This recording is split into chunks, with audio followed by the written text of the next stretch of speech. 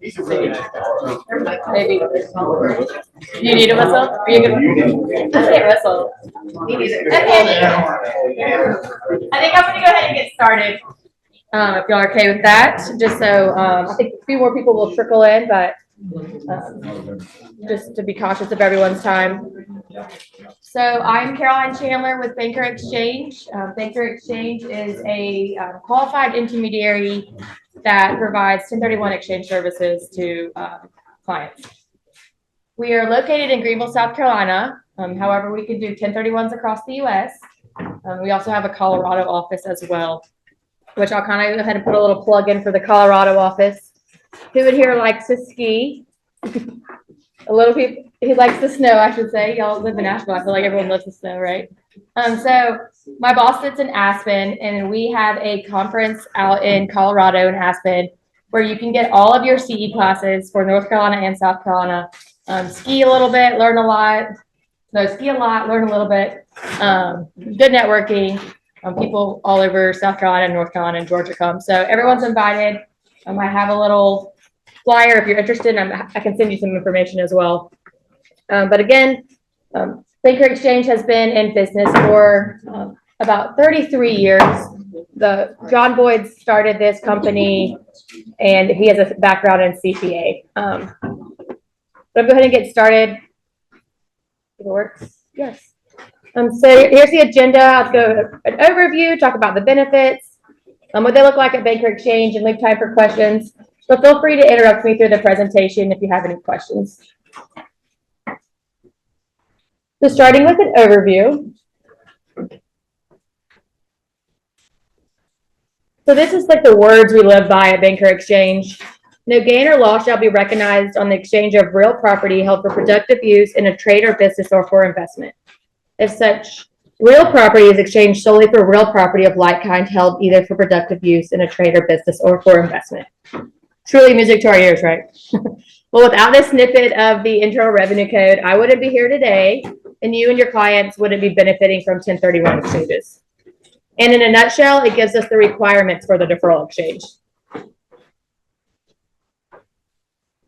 There are 4 requirements for the deferral exchange, and all 4 of these must be met to fully defer capital gains taxes.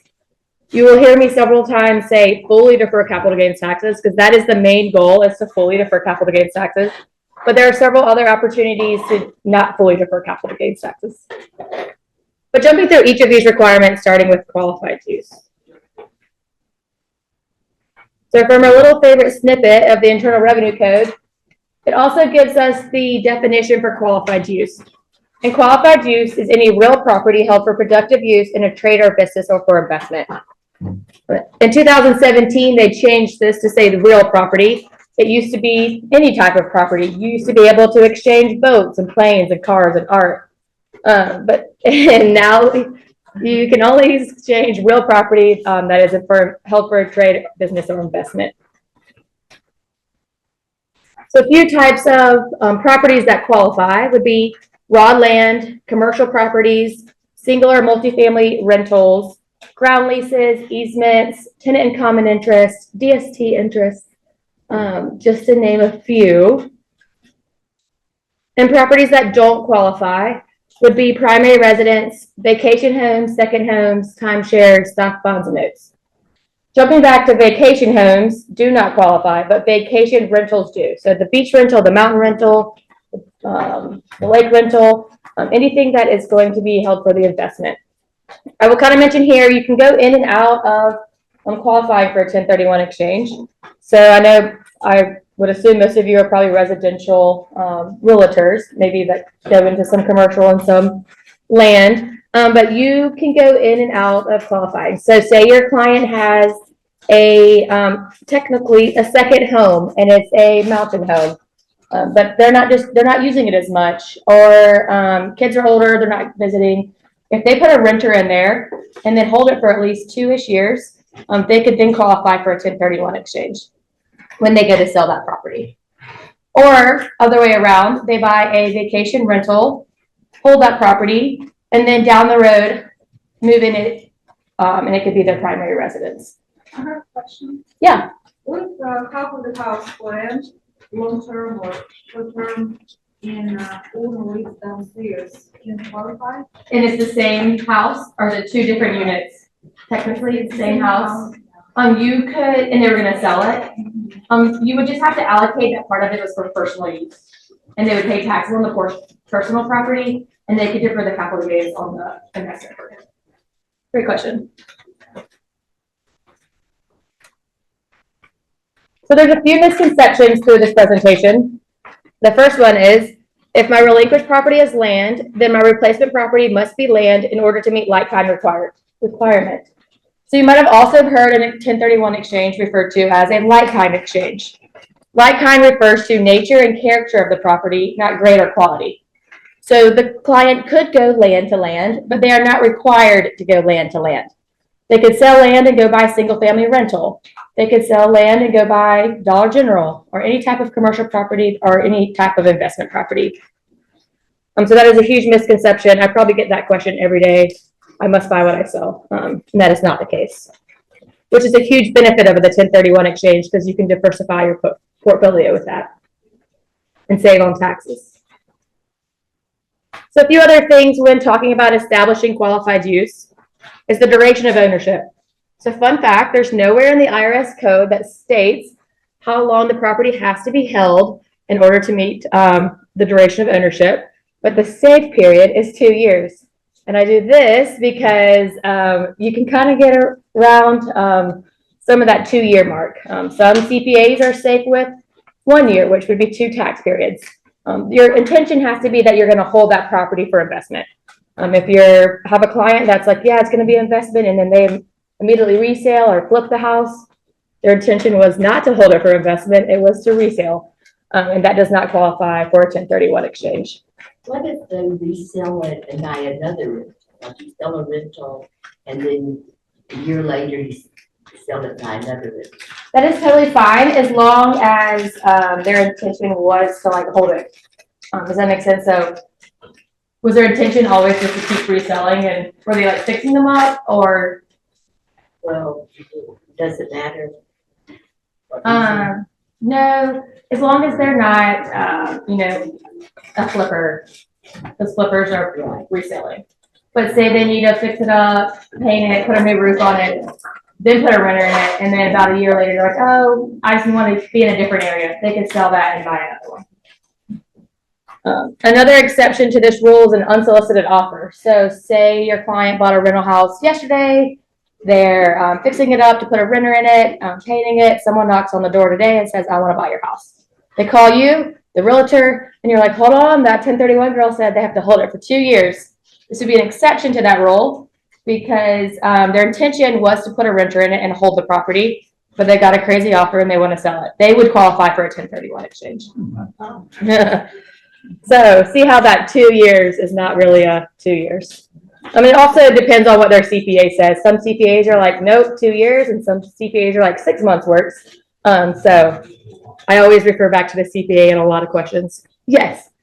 You keep saying that they have to intend to do it. And yes. What qualifies as a proof of that?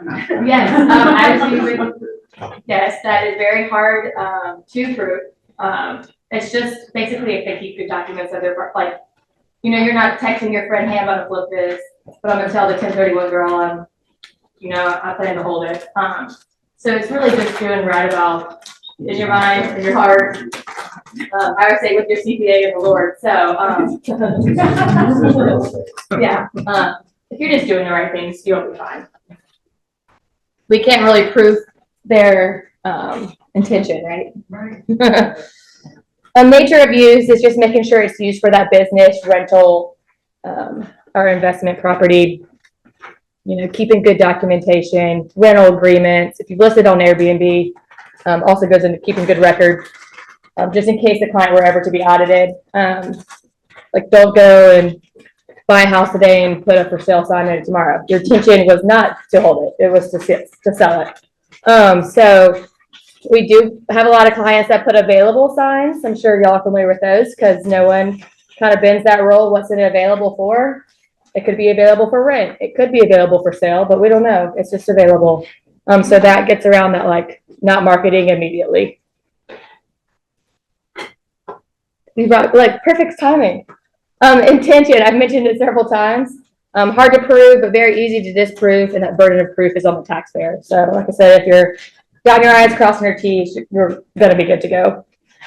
Some clients like to walk in that muddy water and they get away with it. So, kind of, again, I say up to the, what you do right. Any questions there? Next is the value requirements. The value requirements are, of course, dealing with the value of the properties. We will be talking about the value of the property being sold, which is the relinquished property, and the value of the property being purchased, which is the replacement property. So starting with the equal or greater value, the replacement property needs to be equal or greater value to the relinquished property to fully defer capital gains taxes. So if the client sells for $500,000, the client needs to buy for at least $500,000. Can be two, can be by. Yes, multiple properties does. The reinvestment of proceeds, there's the full reinvestment, which would be the goal, which is using all of your funds from the sale to purchase the replacement property or properties. However, there is a partial reinvestment, and that's only using a portion of the funds from the sale into the next property or properties. The portion not reinvested would be subject to capital gains taxes. So sometimes people need money out or just want fund money, and they could take money out at the closing of the sale. 1031 funds could come to the QI, and then they would just pay taxes on those portion that they received. Another misconception here is that you only have to reinvest the cash.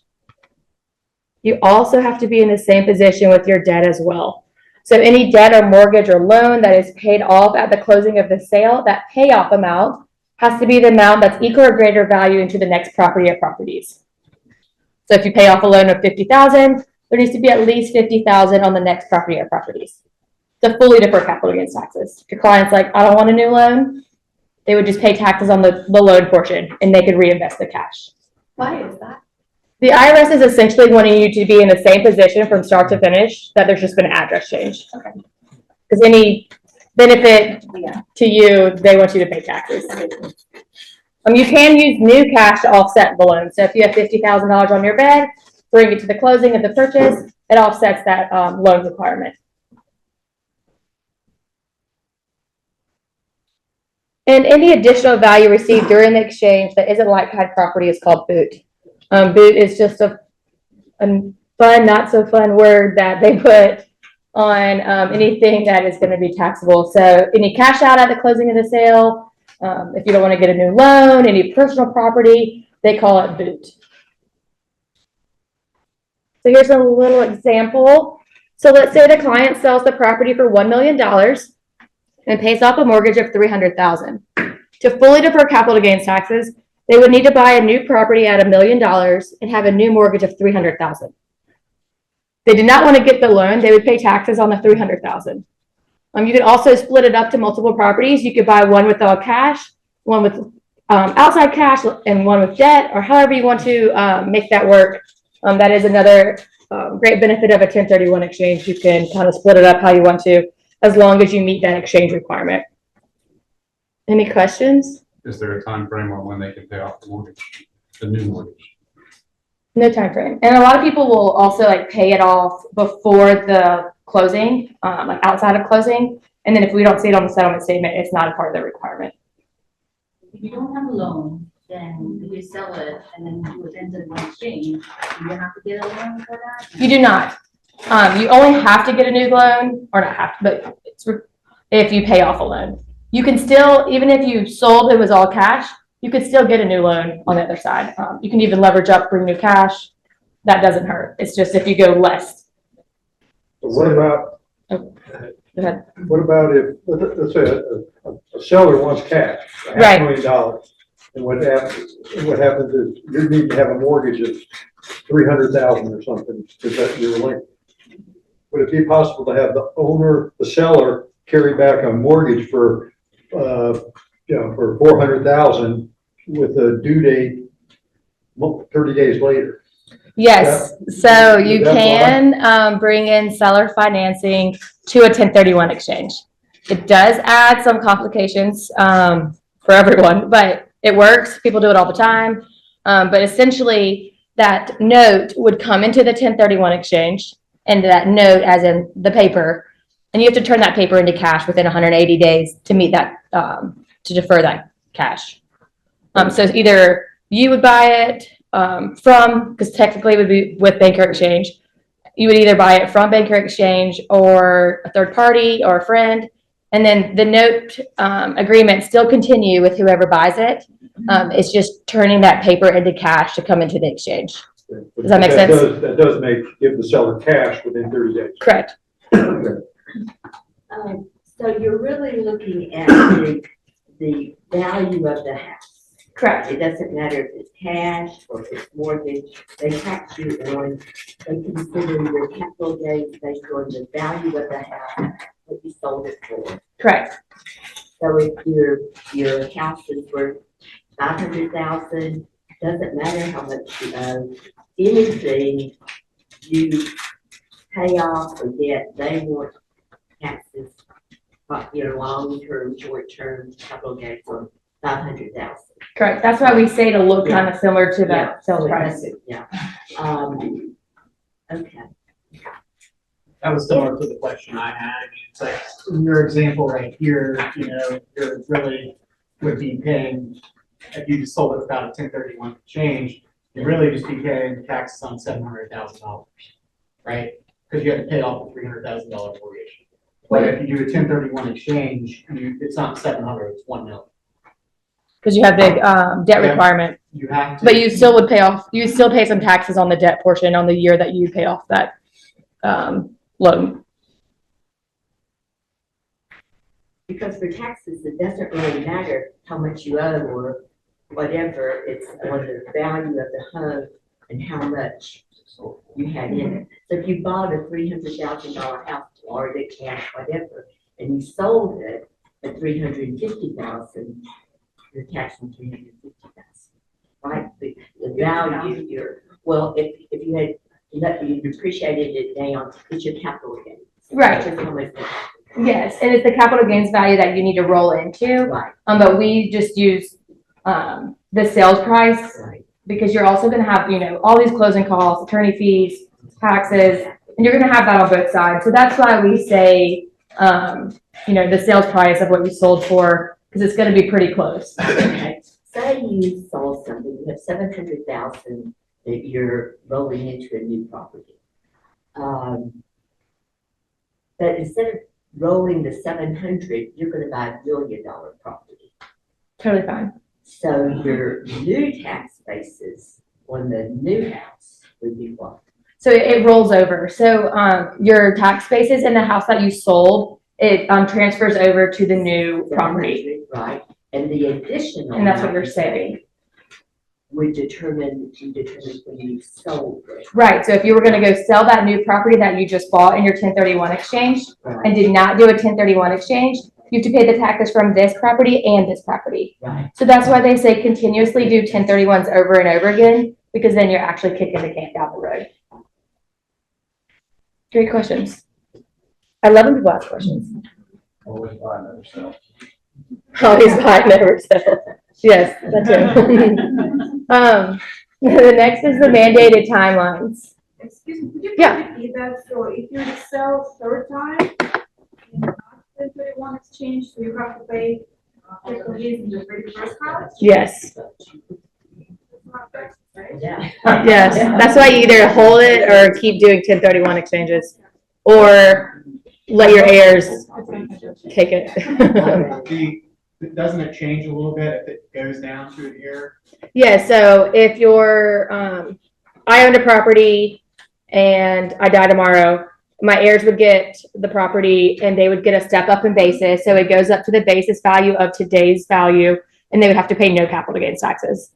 So that's why they say, like, don't gift the property to your heirs at your deathbed. It's like the worst call we ever get is, my grandma gifted this to me for $5 on my deathbed. I'm like, no, like, you could have just inherited it and not have to pay any taxes, versus their basis went really low or really high because of their, the gift of the $5. So either hold it forever or keep doing 1031s.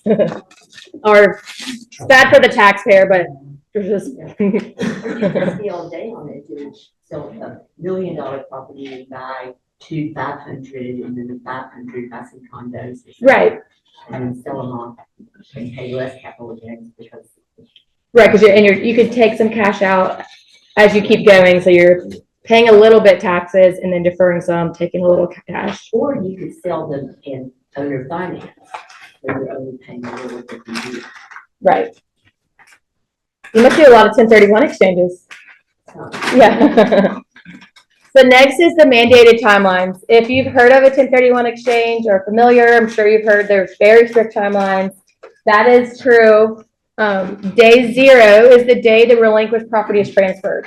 Deed transferred, fund transferred, that is day 0. From there, you have 45 days to identify properties. From day 45, an additional 135 days to purchase something you've identified. So the whole process is 180 days. These are calendar days, not business days, and weekends and holidays are included. And we'll get more into this. Another misconception is I can get my money back at any time if I change my mind about completing a 1031 exchange. So jumping back to our timeline, your client could have worked with us for a while and they get to day 0, they're at the closing table and they're like, panic, I don't want to do this. They owe us nothing. No funds have been transferred. If the funds have been transferred and they go to the QI, the earliest they could get their money back would be day 46 with no identification form. So they get no ID form, we return funds on day 46. We're actually about to hit a really cool period of the year on November 17th, which I believe is next week, 45 days rolls into 2026, January 1.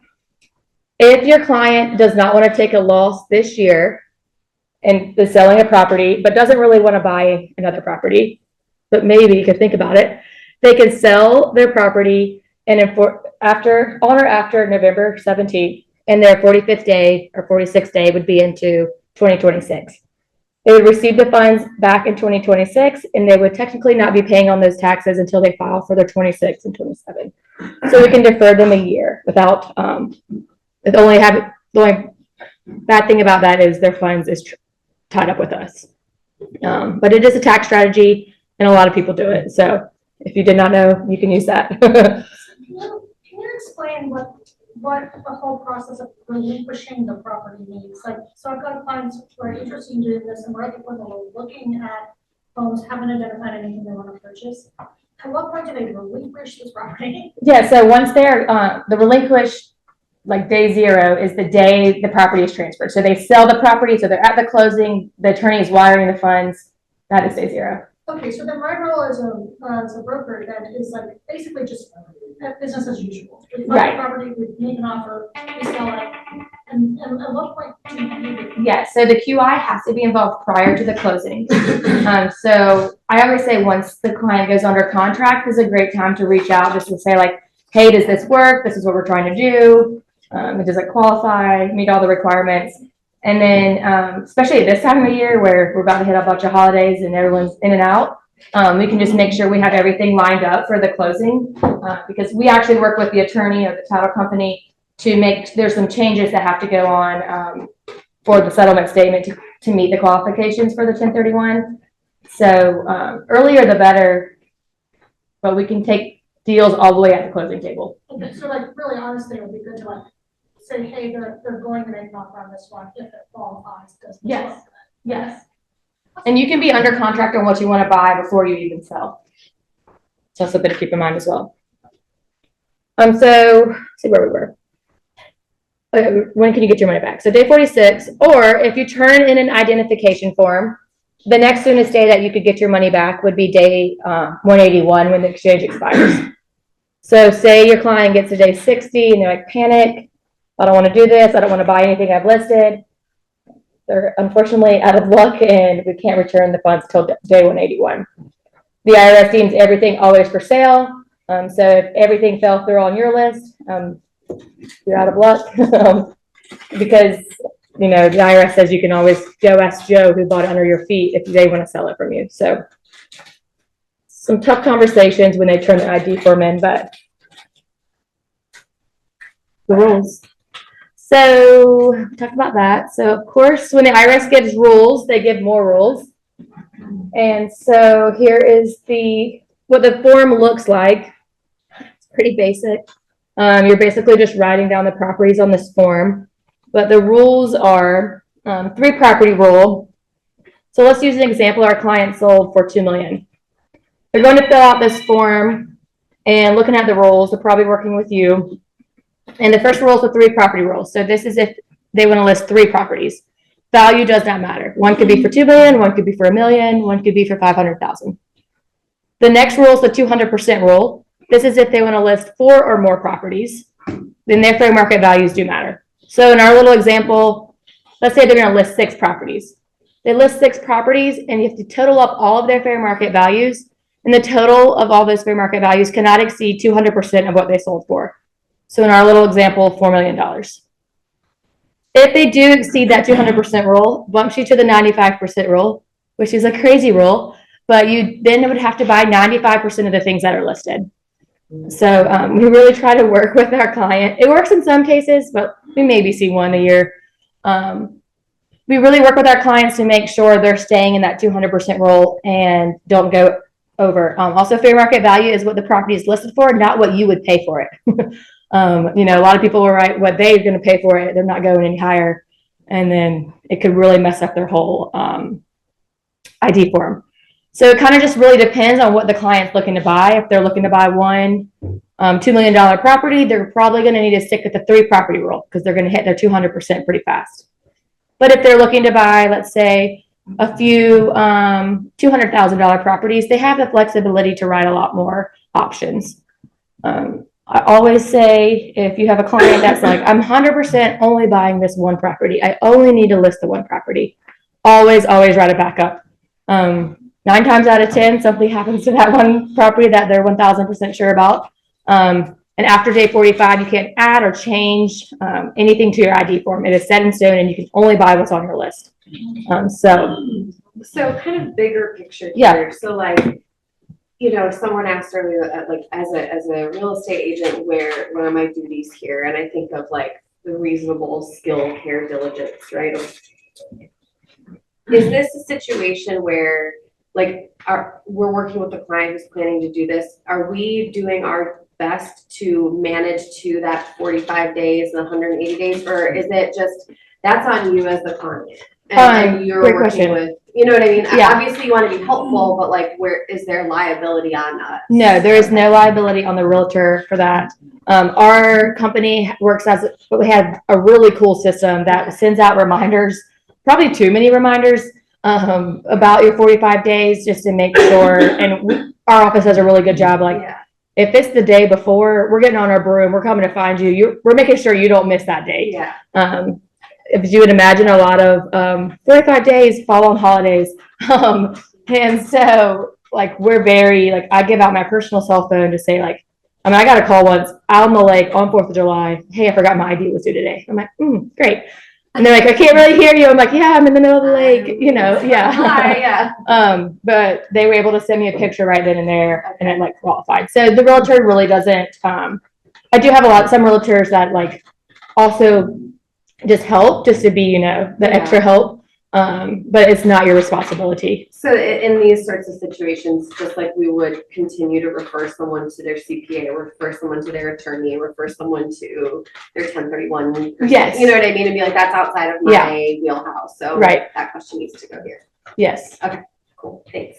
I got 2 questions. I got you. So You or you? here's a question. Okay. With respect to this rule, there's all these rules.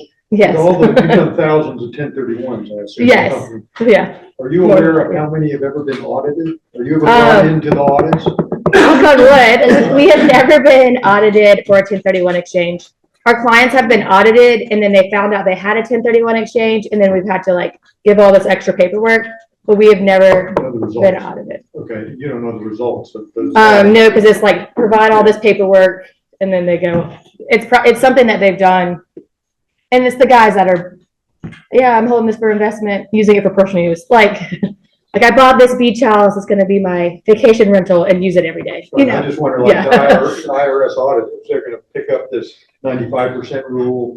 The 95%, and we hold on to the forms, but we as a QI do not send in a form to the IRS saying Joe did this 1031 exchange, but on their, with their CPA, they have to fill out an extra form for the 1031 exchange. And it doesn't ask, did you go over the 95%? So I doubt there are full audits going on these 1031s. Maybe in California, but I don't know. Are there any scenarios where these dates are extended? Yeah, great question. I think you have my next slide. There's no extensions. But there is an exception to that rule. So if there's, on a normal day, no, there's no extensions. Your 45 day is your 45 day. It doesn't matter if it's your birthday, your wedding day, Christmas. If the contract got delayed.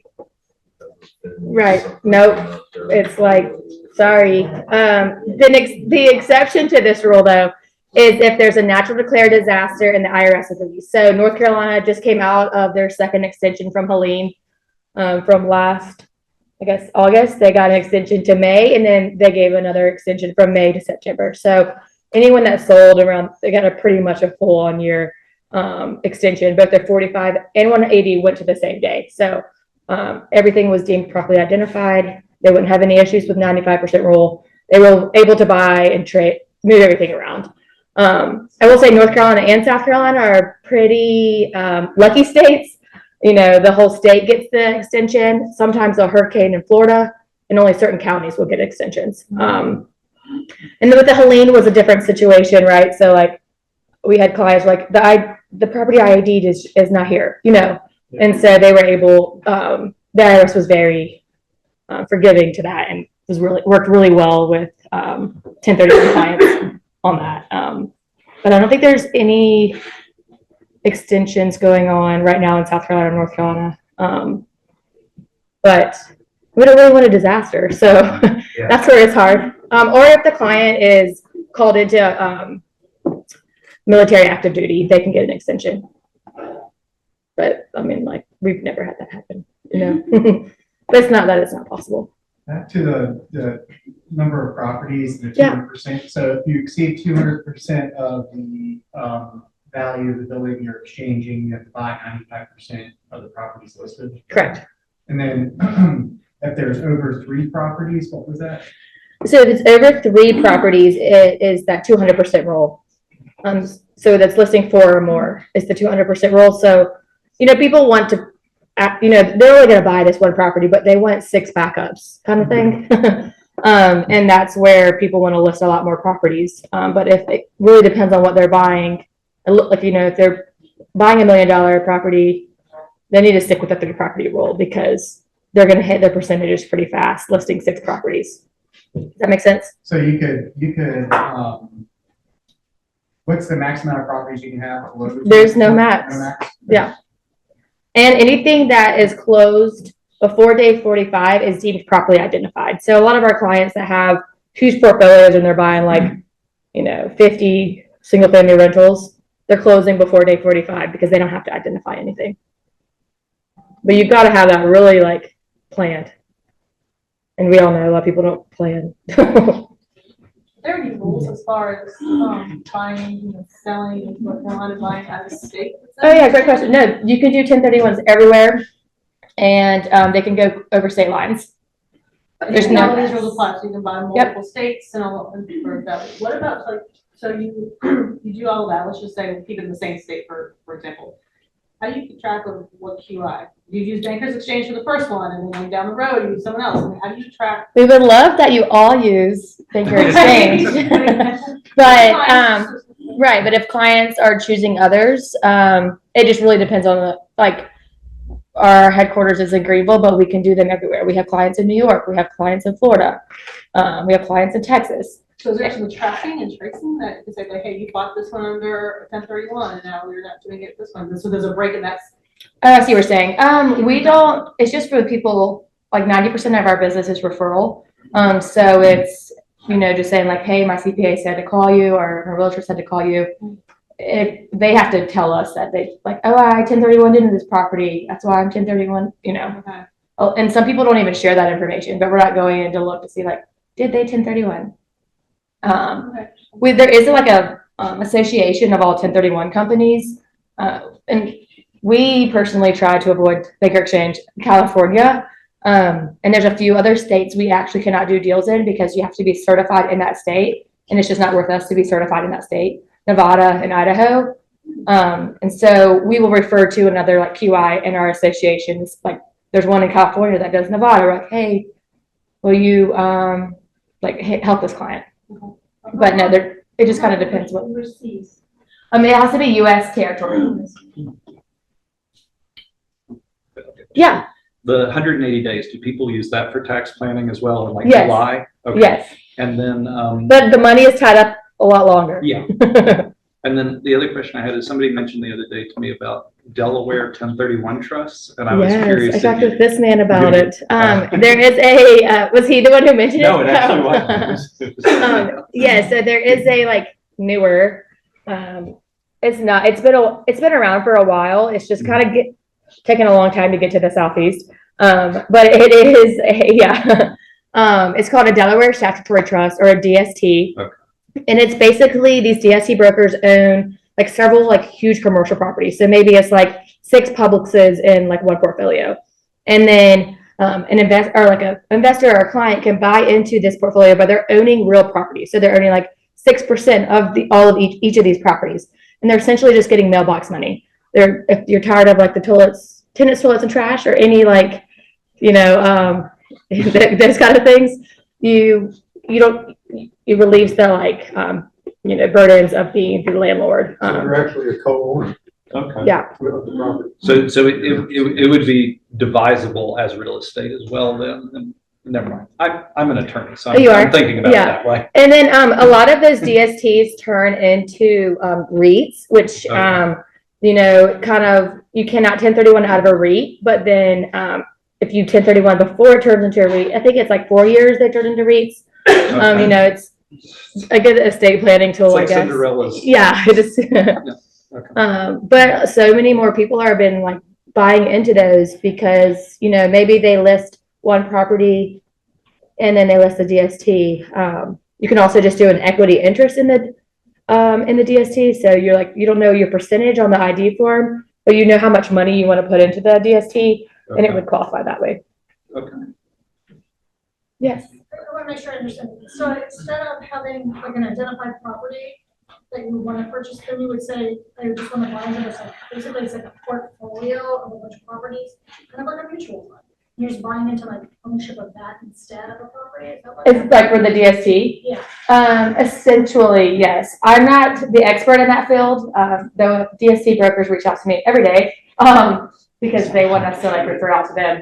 Okay. But I can, if you email me or send me a text, I can send you some more information on it. Okay. I know that wasn't super helpful, but No, it's not like my expertise. I think I understand the concept. But you're essentially, yes, buying into like a portfolio of properties, but you're owning the real property. You're not just owning like a membership interest in a partnership. You're owning the actual properties. Yeah, Full out, like outrightly, you mean that's just a percentage of. Percentage. a percentage, like how much ever money you're putting into it. If you would like some more information, send me an email and I will send you some. Sorry. No, you're silly good. It is a pretty fascinating, a lot of like older clients too want to get into those just so, it's easier to pass on to their heirs. I was working with a company who is starting up in South Carolina, in Greenville pretty soon with DST and owning more properties like locally. A lot of the properties that you're owning are like so far away that you're like, never see that one. But we go to these 1031 conferences and every sponsor is a DST broker. So we know which ones we kind of like and which ones are we're like, You get like a section of the rent, the portion of the rent. Essentially. This is fascinating. Yes. If you, okay, say I sell some property and it's in the LLC. Yes. And after I purchase my new replacement property, I decided I want to do away with that LLC, and I wanted to put it in an S corporation. Is that, what are the rules on that? I am coming back to The that. owners would stay the same. The owners of the LLC are the same people that are the, stockholders in the S corporation. It's two different tax ID numbers. Two different tax ID. It will not work. But I will explain it to you here in a second. I do want to go back one more slide real quick. I promise I'm coming back to this identification form. So when I said you just have to write the properties, you actually have to be very specific on these properties. You cannot just write like 123 Main Street or a corner of a portion of a 100-acre lot. It has to be very specific where if the client or if the IRS were to Google what you wrote, they would be able to find exactly what they're trying to buy. And they have to be real properties. They can't just be like made up addresses. But people do that. It's kind of crazy. Quick question on sales price. Yeah.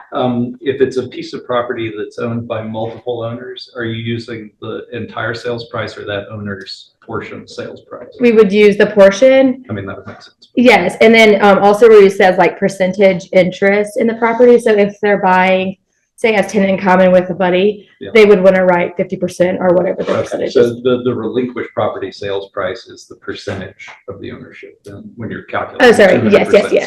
Sorry. Yes. Yeah. So if say they sold and they went 50-50, Joe took his money and did whatever, and Sarah is going to do a 1031 exchange. Okay. It would just be her percentage would be what you get off of the 200% roll. Okay. Same with the debt as well. Okay. It would split the debt. Okay. Any other questions with the timelines? That was so fun.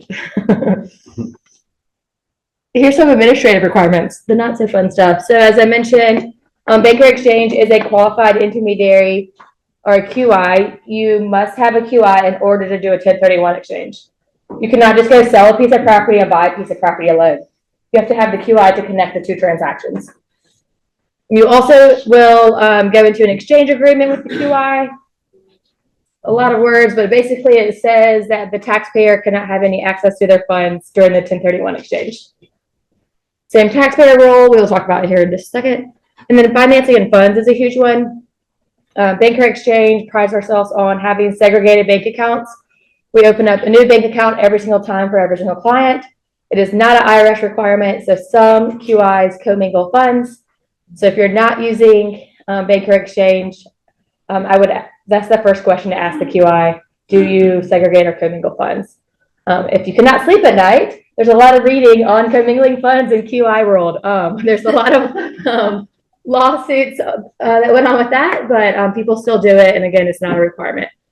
We are bonded and secured, and we also have our partner banks have pretty sure it's the ICS, but basically you can disperse your funds into multiple bank accounts for more protection. What's the QI fee? Yeah, so our QI fee is $1,500, and that includes 3 closings. Flat fee, doesn't matter if it's 50 million or 50,000, still $1,500. And that could be 1 sale and 2 buys, or 2 sales and 1 buy, and that's included. And each additional closing after that, so a 4th, a 5th, a 6th, is $250 each. And then our favorite one is the expedite fee. As I said, everyone works last minute. But if you call me directly and you're like, snap, forgot to tell her before now, I can waive the expedite fee, but it's $750. And all these just come out of the closing of the sale. So the attorney actually sends us these fees. Yeah. What ballpark does a reverse fall price wise? Yeah, so a reverse falls into like a 5,000 to 6,000. I can't quote those, but if you have more details, I can send them and let you know. So another misconception is the replacement property doesn't have to be purchased the same way the relinquished property was titled. So this is that same taxpayer rule. It does have to be the same way the relinquished property was titled. So let's say husband sells a property in his individual name and files under his social. Husband must buy the replacement property under his individual name under his social, or open up a single member LLC disregarded for tax purposes, files under his social. Husband cannot add wife. That's two socials. Well, wife's not a good example because North Carolina is a state. But, husband cannot add brother. So if it's a married couple filing jointly, they can still. So, yes, I think because North Carolina is, what's it called? Tenancy by the entire. Yes, they can get away with it. So prior to closing, could the seller do a quick claim to the wife in that example? So all of a sudden, the day before closing, you have to have the true entity Right. that's gonna be 1031? So quit claiming is kind of tricky because, it kind of messes up, same with like how long you have to hold it. It's also how long has that, taxpayer held it. And so if you quit claim it, you've changed the, like, how long that person has held it. The best thing to do is wait till after and then add wife. It just looks cleaner for the, tax purposes. But same with an LLC. So, there is a little bit more wiggle room with an LLC. So let's say just LLC A sells, LLC A must be the buyer. But if LLC A has 4 members and say there's brother, sister, and then cousins, and cousins don't want to do an 1031 exchange, they just want to take their cash and pay it. They can drop out of the LLC and pay their taxes. Brother and sister can continue the 1031 exchange in that multi-member LLC, and it would still qualify because it's still the same LLC and it's still multi-member. Something to do with tax number did change? Sorry, do what? Has to do with tax ID number? Yes, and yes. So the LLC owned their house, they sold it, they rolled it over and put it in the same LLC name. Yes, Okay, now they want to sell it. yes, While they're owning it, can it change? yes, Okay, so once the deal's done, yes. you can retitle it. We would say wait like a little bit of time, Yeah. because actually on the form that you have to fill out for the 1031 exchange, it Yeah. says, did you drop anyone from a partnership? And it's like a red flag for the IRS. And so, that's like, oh, yes, they did, let's look into it. So if you waited 6 So if you months, a waited, year, yeah. At least one tax period is like highly suggested, but it's ultimately what the CPA is comfortable with. So there is that swap and drop. Yeah, so you swap the properties and then drop some people out, or you can drop the people out and then swap. Even though, at some point it goes from, say, the LLC into the S corporation, the tax basis for that property is always what it was. So when that S corporation sells it, they're $1 million, profit, if that's what the house is worth, and they don't own anything. So even though the name changed, the tax basis is the same. I mean, they don't start from scratch again. Correct. So, And that could be a CPA portion too. yeah. Yeah. What happens, I don't think we talked about it, in time of death, someone, Yeah, how does someone deceases and they're, in exchange. yeah, Yeah, so. or during or after? Yeah, so it actually, just a few months ago, we had someone, a pastor in the exchange, and their heirs would just pick it up where it was. They don't get any They don't extra. want to carry through with it. It kind of depends where they are in the exchange. So, they turn their ID form in, or, Bob turned his ID form in. Bob died on day 60. We would have to hold the funds till day 181. They just pick up right where it is. It's kind of, There's no error. I mean, There's no error. Similar to any other type of. I'm not quite sure. But I can get back to you on that one. If I can I'm ask just kind of someone. curious, we're talking about other. Yeah. Scenarios. Yeah. I would assume we would have to do something with that money to somebody. I mean, at worst, it Yeah, would just cheat. you're the an attorney. state. There you go. I mean, I Yeah. would imagine it would go to the state. Okay. Eventually, if there were That's 0 heirs anywhere, Yeah. I would imagine. They can write me down as That's their. just my opinion. It's not a You weren't what have to be. Another misconception, the relinquished property has to be sold before the replacement property can be purchased. That is not true, though, even though everything I've said, that would be true. But But there are multiple types of 1031 exchanges, which they've kind of hint on earlier. But these are all the types of 1031 exchanges that Banker Exchange covers. There's the simultaneous, and that's really just the swapping of properties. I want your property, you want mine, we're swapping properties. And that's technically how the 1031 exchange even started. The two farmers, they swapped properties to make their farms more even, way back when at the fence. That's how they started. And then there's the deferred, or I've like referred to it as the forward exchange, so that's selling and then buying. There's the construction, selling and buying, and then wanting to use your 1031 funds to make improvements on what you're buying. And then the reverse is buying and selling. And you can do a reverse construction, buying, do construction, and then selling. And you can do a ground lease construction as well. I don't have that one up here. But the reverse and the construction do take a little bit more planning. And they're not, I still get a lot of last minute calls about them, but we have to set it up in LLC, and it's just a little bit more complicated to show that for the 1031 rules. Same timeline apply. Yes. So the reverse, it would just be reverse. So you go to buy, you have 45 days to identify what you're going to sell. And then both the reverse will also have a little bit of a forward part into it, or the deferred as well, because we have to assign that membership interest in that LLC back to them. Same with the construction, you have 180 days to finish what you're building, but it doesn't have to be the whole. So let's say the whole building is going to take $2 million, but you only have $1 million in 1031 funds. Just that $1 million in 1031 funds has to be done in 180 days. It just has to, we're not the IRS police, so if you say it's done, we're going to pay for it. We're not coming to your property to see if it's done. So Yes. can you just pay your let's say you're not done yet, but you could, as long as you paid your contract and you trust them, you could pull all that money and give them to it. As long, we can only pay for completed work. But how do you, what do you, Yeah. do you audit it? No. So Right. if you say it is, then Okay, right, it's just, okay.